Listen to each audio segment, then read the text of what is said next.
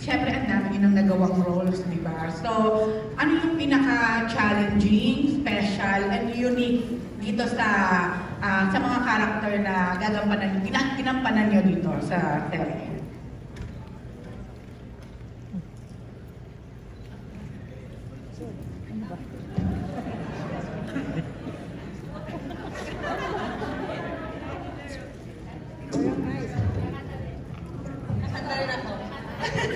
Hello. Hi, Tita Rose. Andrea.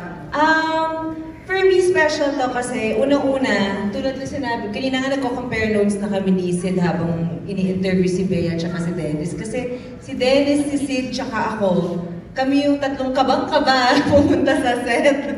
Pressured na pressured kami kay Bea. Ano talaga to?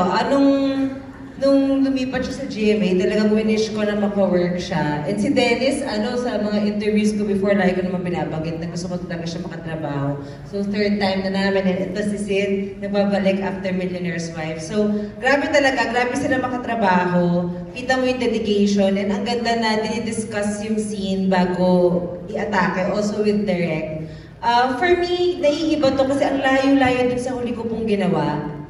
And ako, gusto ko kasi laging nag-challenge, gusto ko laging nagsusurprise ng tao. And I trust my network pag sinabi nilang, feeling namin ito yung next na para sa'yo. Gagawin ko talaga yun. Kasi yun din ang naisip nila sa akin for my last one, yung Sisa.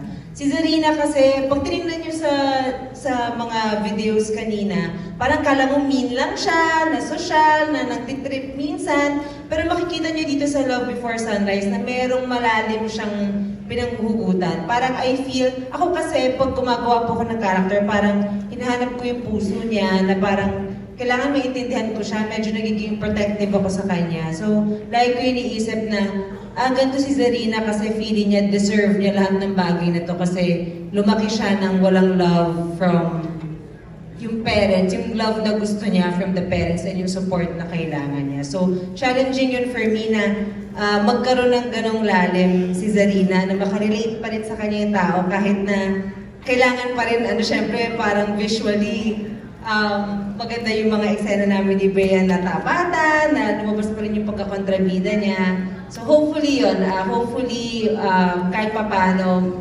makakonect pa rin sila kay Zarina. Yun. Kasi lahat naman tayo, di ba, flawed. Di ba? So ito yung chance din na mapakita yung story o yung journey ng isang taong misunderstood katulad ni Zarina. Thank you. Easy.